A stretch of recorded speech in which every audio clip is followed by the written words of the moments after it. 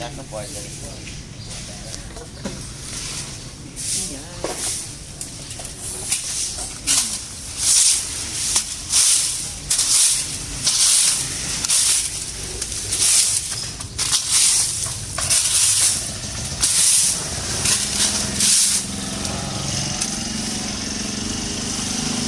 ต้นย่าง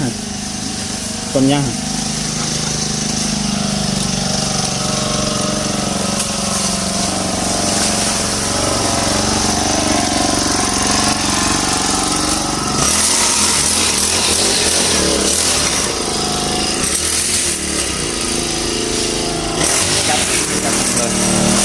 ไปวะจับหน่อยจับไม่เรียวเลยขนาดนี้เนาะขนาดนี้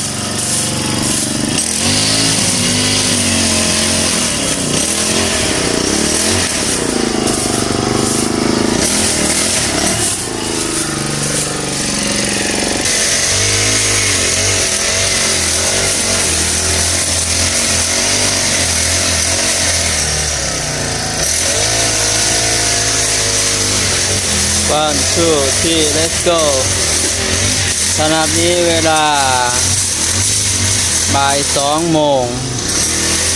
ป่ายทางคณะสงฆ์วัดอัมพาวันวนารามบ้านโพนตะวันพร้อมด้วยลูกศิษย์ลูกหาได้พากันระดมแห่งานออกมาตัดหญ้าเพื่อจะต้อนรับครับ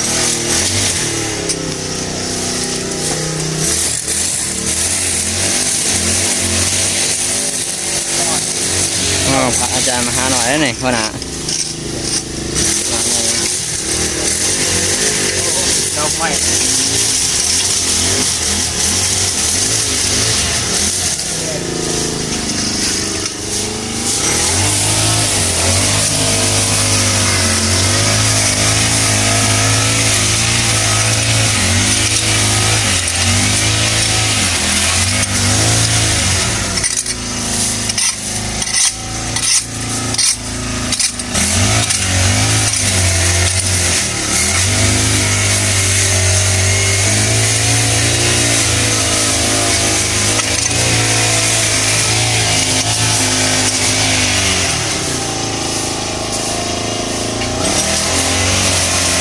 คือว่าเป็นเบียกงานอีกเบียกงานหนึ่งเนาะที่ทางคณะสงฆ์สันใด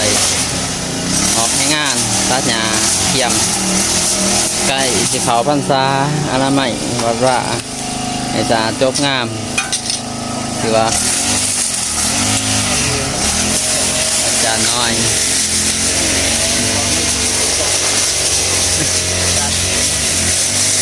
อาจารย์ภูมิโอเคเนาะจัวจะได้รู้สึกเนี่ยอะไรอยากให้งานเรียกว่าเที่ยงนอนหนาวหอนเนาะหอนได้ตากแดดเนาะขอจบคลิปขอขอบใจเจ้า